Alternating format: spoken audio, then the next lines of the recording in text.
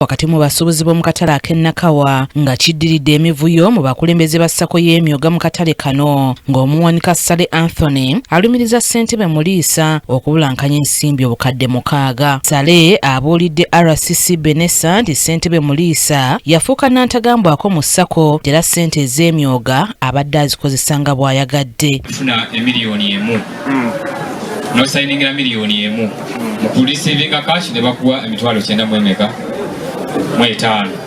Bwe twabuuza ku nsonga eno baatuddamu nti actually mulimu muno omuze ogubadde gukuze ng'ate munene nnyo. Omukulu ono kale tukkiriza nti yali chairperson ng'ekibiina kitandika n'ate ekibiina kikolebwa bantu ffena twaliwo nga tukitandika ekibiina kya gavumenti n'ate yatuuka ku point egamba nti ekibiina kiki.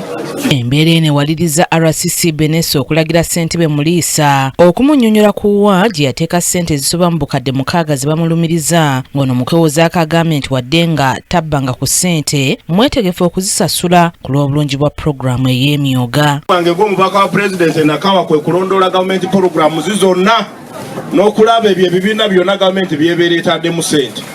So nkizudde nti chairman yakozesa entebe ye bubi mu bukyamu n'afuna ssente za SACCO eziwerera ddala miliyoni 9 ate naye n'akola endagaano okukakasa nti kituufu ssente zamubulako.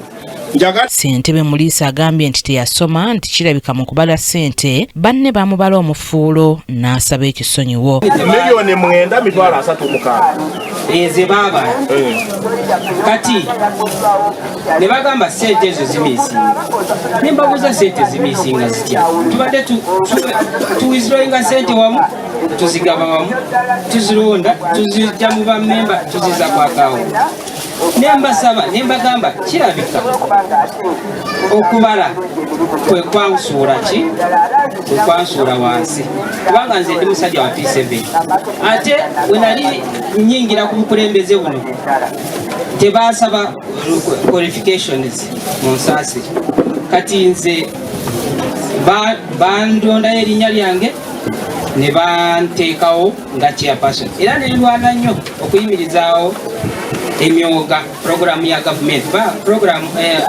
eno mu lukiiko luno waliwo era abalumiriza ssentebe Muliisa okubawanga ssente ez'ebitundutundu ekikontana n'enteekateeka ey'emyoga. RCC Benessa Edrin alagidde ssentebe Muliisa Dennis n'omuwandiisi wa SACCO ayitibwa Kasoma bakwatibwe bannyonnyole poliisi engeri gye babadde bakwatamu ssente z'emyoga.